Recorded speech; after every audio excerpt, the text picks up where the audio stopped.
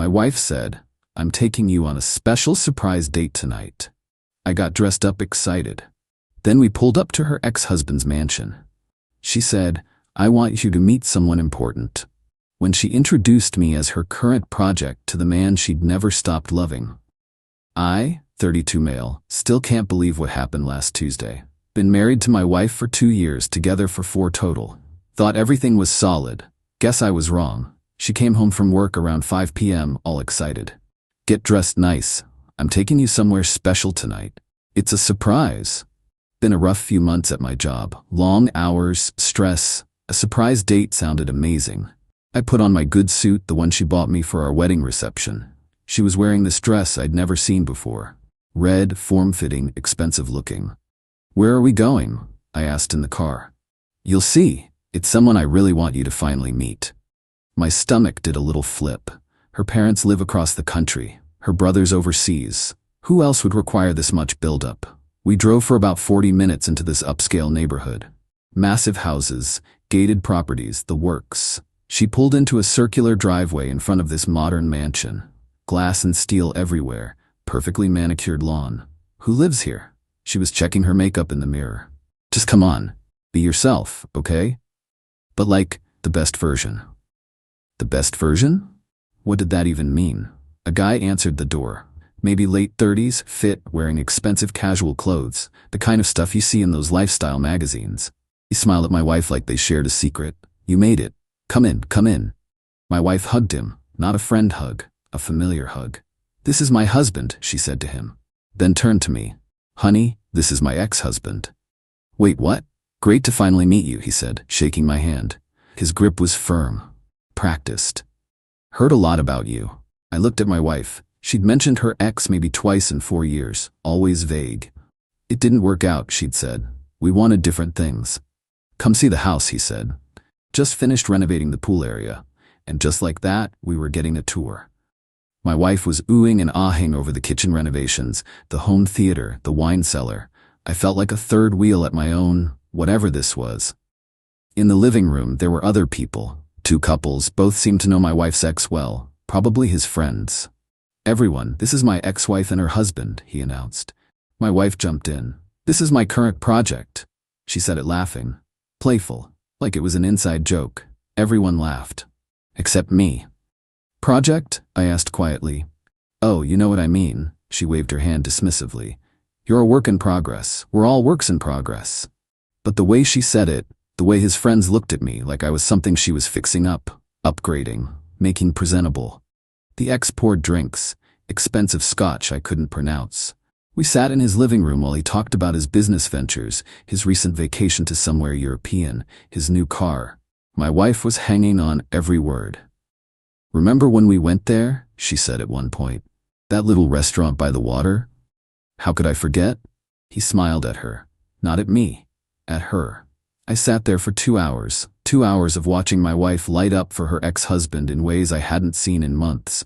2 hours of being the current project while he was clearly still the one.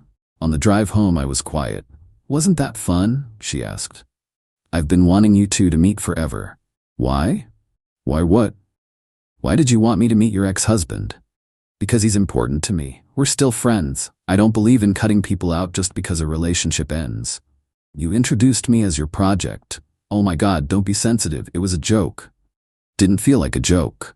"Well, it was. You're being ridiculous." We didn't talk the rest of the drive. I couldn't sleep that night. Kept replaying the evening. The way she touched his arm when she laughed. The way she dressed up for him, not for me. The way everyone in that room understood something I didn't. Next morning I called in sick to work. Started looking through her stuff. Not proud of it, but I needed to know. Found her iPad in her nightstand. She never locks it. Text messages going back months. Daily texts with her ex. "Thinking about you. Miss your face. Remember when we..." Photos she'd sent him. Not inappropriate, but intimate. Her in that red dress before we left. "How do I look?" His response? "Perfect. Like always." Email exchanges about our future and timing and when things settle. There was a thread about me. Him asking, "How's the project coming along?" Her responding, "Getting there. Still rough around the edges, but he's trainable." I'm trainable. Like a dog. I screenshot everything, sent it to my email, put her iPad back exactly where I found it. When she got home from work, I was calm. Made dinner. We ate in silence. Are you still mad about last night? She finally asked. Nope. Good, because I'm going to his place again Friday. He's having a small dinner party. Thought we could go together. Actually, I have plans Friday. What plans? Meeting with a divorce attorney. Her fork clattered onto her plate. What? I saw the texts, the emails, all of it. Her face went through about 5 emotions in 3 seconds. Landed on angry. You went through my iPad? You introduced me as your project to the man you're still in love with. I am not in love with him. The messages say otherwise. Those are private. We're married. There is no private when it comes to another man. She stood up. You're overreacting. We're just friends. Friends don't talk about our future and timing. Friends don't send dress photos asking how they look. You're twisting everything. I'm done, I said. I'm filing Monday morning. You can't be serious. Watch me. Update 1. 5 days later, the entitlement came fast. She spent Thursday trying to convince me I was misinterpreting everything. Friday she tried tears. Saturday she tried anger. Sunday she tried bargaining. If you're that insecure, I'll stop talking to him. It's not about insecurity. It's about respect. Something you clearly don't have for me. Monday morning, I met with the attorney. Nice older woman who'd seen everything. I showed her the screenshots. This is emotional infidelity, she said. Possibly planning for physical infidelity. Either way, good documentation. What are my options? File for divorce. Pretty straightforward since you've only been married 2 years. How are your finances structured? Separate accounts mostly. I own the condo we live in. Bought it before we met. She moved in after the wedding. Any joint assets? Joint savings account we both contribute to. About $30 in there. My car is mine, hers is hers. I have a 401k from my job, she has one from hers. Kids? No. This should be relatively clean then. You'll likely split the joint savings, your individual accounts stay separate, retirement funds stay separate since you've only been married 2 years. The condo is yours. What about her?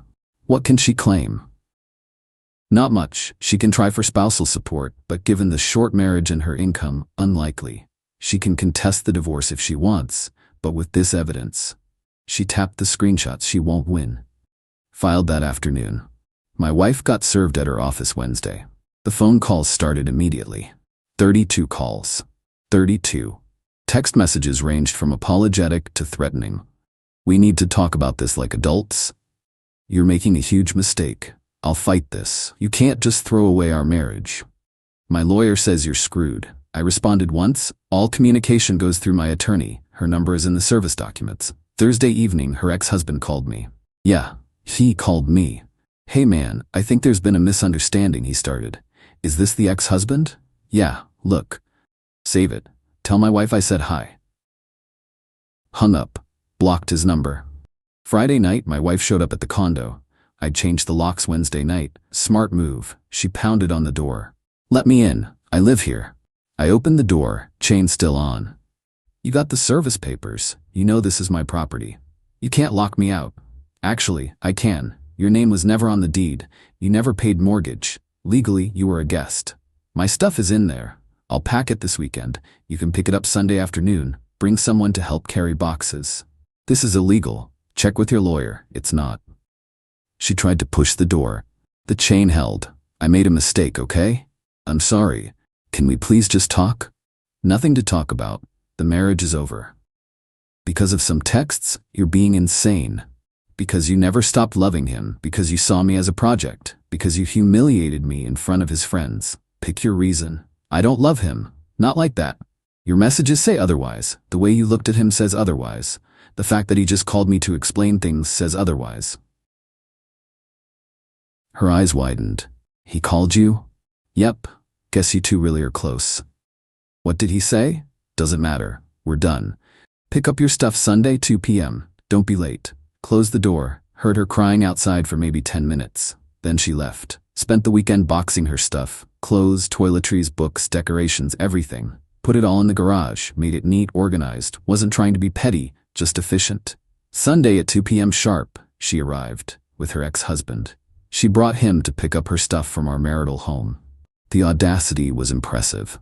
We're here for the boxes, she said, trying to sound strong. I opened the garage. It's all there. The ex-husband, let's call him what he is, the problem, walked into the garage like he owned it, started looking through boxes. This should be everything, I said to my wife, ignored him completely. Can we talk? She asked. Inside? Privately? Nope. 5 minutes, please. Your lawyer can talk to my lawyer. That's all the communication we need. The ex cleared his throat. Look, man, I think you're misunderstanding our relationship. Did I ask you something? I cut him off, just trying to help. Help by loading boxes into the car and leaving. He looked at my wife. She nodded at him. He actually started loading boxes. Watching him carry her stuff was satisfying in a way I can't fully describe. This guy, with his mansion and his scotch and his European vacations, playing moving man for the woman who chose him over her marriage. When they were done loading, my wife tried one more time. I know I messed up, but don't you think this is extreme? Divorce over some texts. It's not about the texts. It's about who you are. You don't respect me. You never did. I was just the safe choice after he broke your heart. That's not true.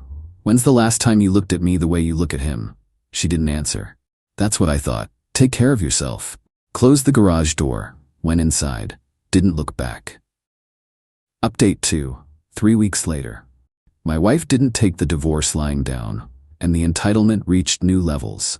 Her lawyer tried every angle, claimed she had marital interest in the condo despite never being on the deed.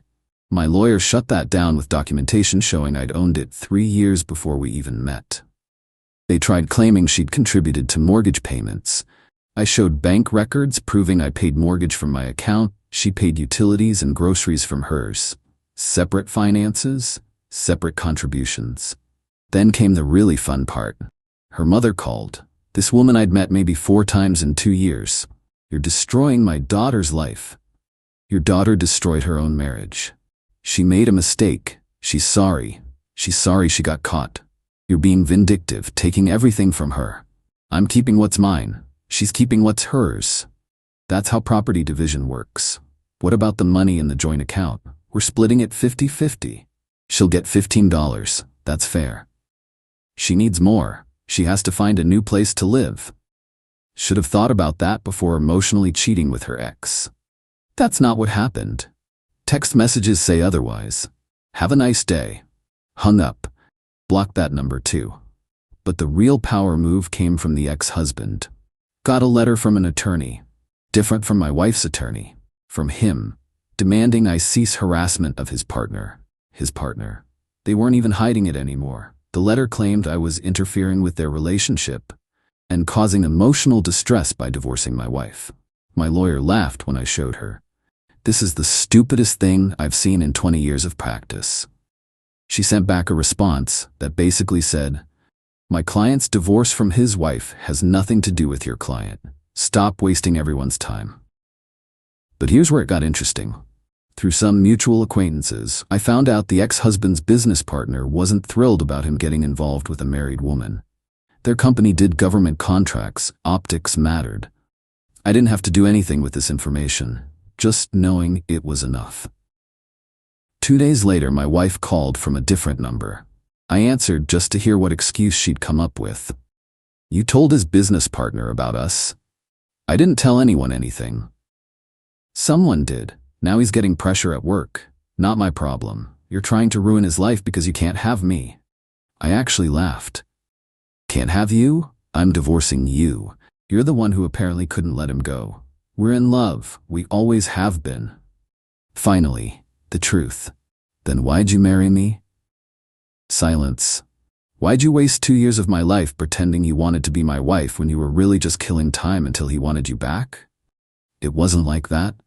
What was it like then? Explain it to me.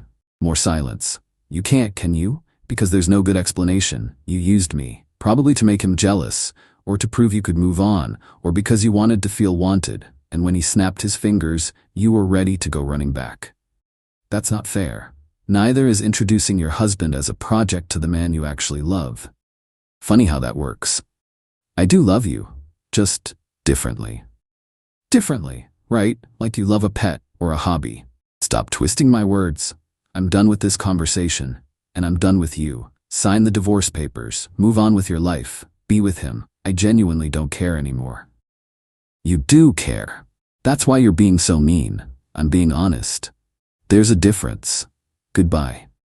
Block that number. The court date for the temporary orders hearing came up. My wife showed up with her new attorney. Apparently the first one dropped her. This one looked fresh out of law school. The judge reviewed everything. The text messages, the emails, the timeline.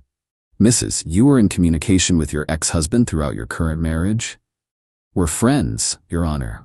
Friends who discuss our future and timing? Those messages were taken out of context. What context makes this appropriate? She didn't have an answer.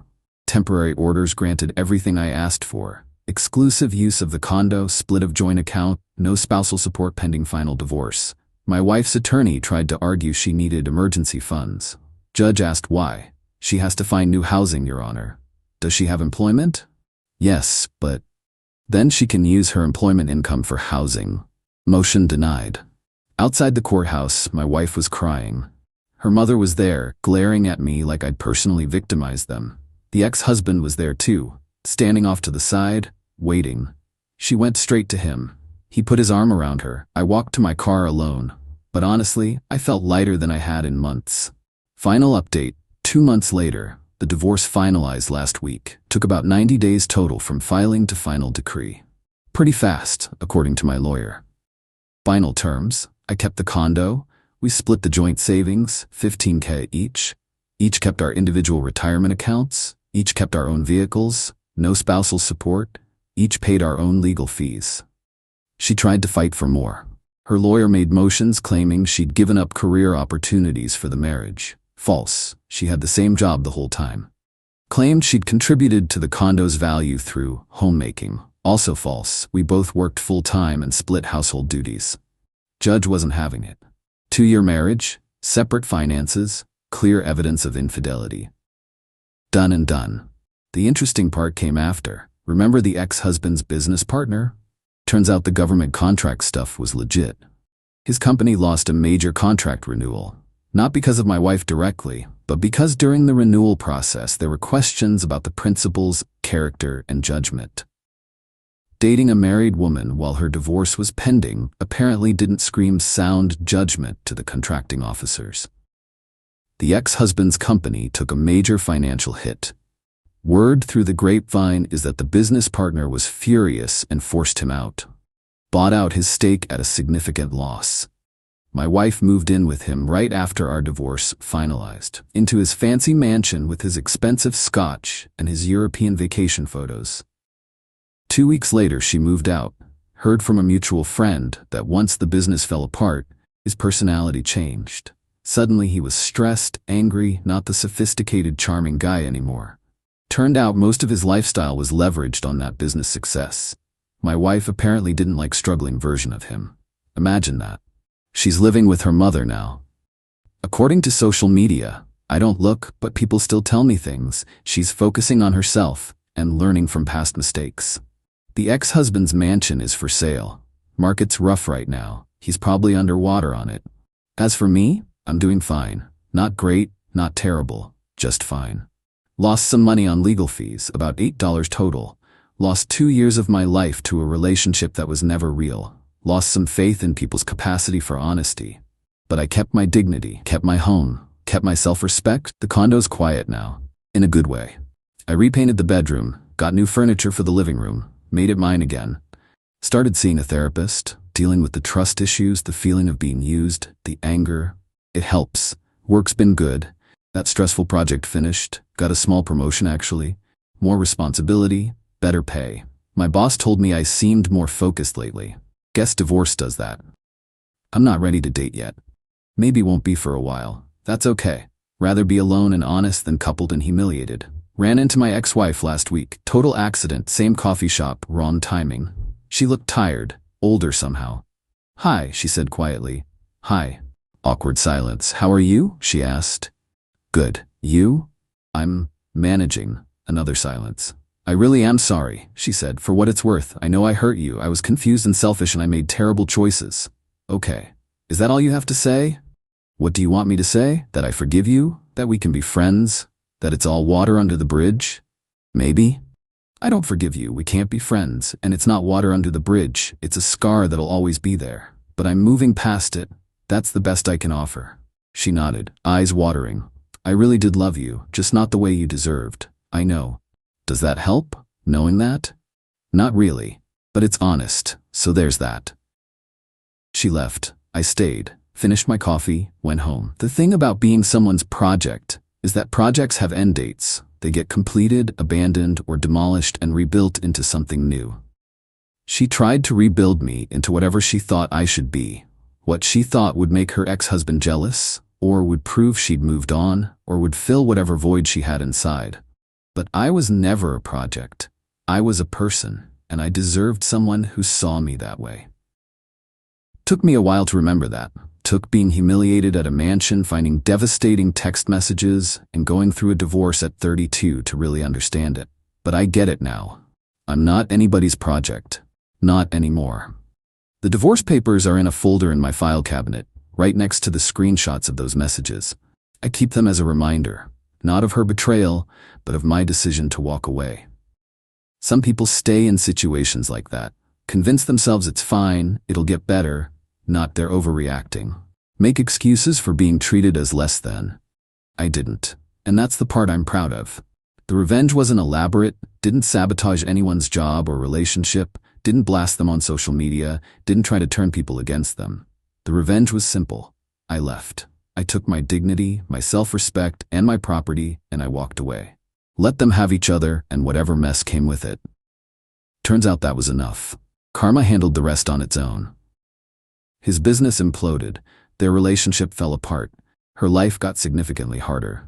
Meanwhile, I'm here, in my condo, with my promotion, in therapy, healing. Not perfect, not even close. Still angry some days, still hurt, still processing the betrayal and the waste of time. But I'm free, and that's worth more than any revenge I could have planned. To anyone reading this, going through something similar, trust your gut. When someone shows you they don't respect you, believe them. When someone introduces you as a project instead of a partner, that tells you everything you need to know. You're not paranoid, you're not overreacting, you're not being sensitive, you're being honest with yourself about how you deserve to be treated. And that honesty, that's what sets you free.